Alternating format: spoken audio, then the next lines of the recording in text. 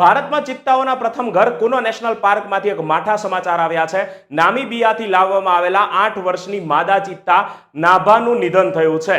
તે એક શિકાર પાછળ દોડતી હતી ત્યારે એના પગમાં ફ્રેક્ચર થયું અને પગમાં આ ઈજાની સારવાર ચાલતી હતી। એ સારવાર દરમિયાન તેનું નિધન થયું છે।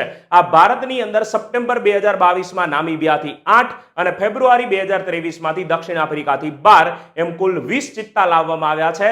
એમાંથી આ 9મા ચિત્તાનું નિધન થયું છે।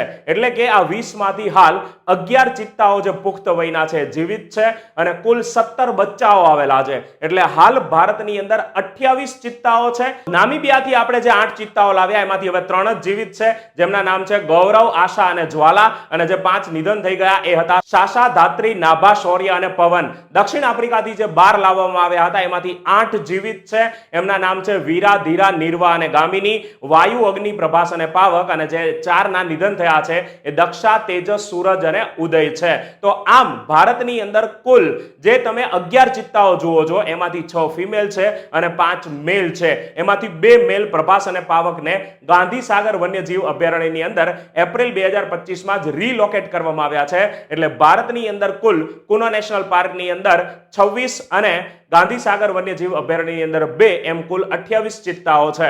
હવે આપણે વાત કરીએ કે ચિત્તા બીજે ક્યાં ક્યાં લાવવામાં આવશે, તો કુનો નેશનલ પાર્ક અને ગાંધી સાગર થઈ ગયા। એના બાદ મધ્યપ્રદેશનું સૌથી મોટું અભયારણ્ય છે નોરા દેહી, ત્યાં પણ લાવવામાં આવશે, એટલે મધ્યપ્રદેશના 3। એના બાદ શાહગઢ બલ્જ અને મુકુંદરા ટાઈગર રિઝર્વ એ રાજસ્થાનની 2 સાઇટ છે, ત્યાં લાવવામાં આવશે, અને ગુજરાતના કચ્છના બન્ની ઘાસના મેદાનમાં પણ લાવવામાં આવશે। એમ કુલ 6 જગ્યાએ લાવવામાં આવશે।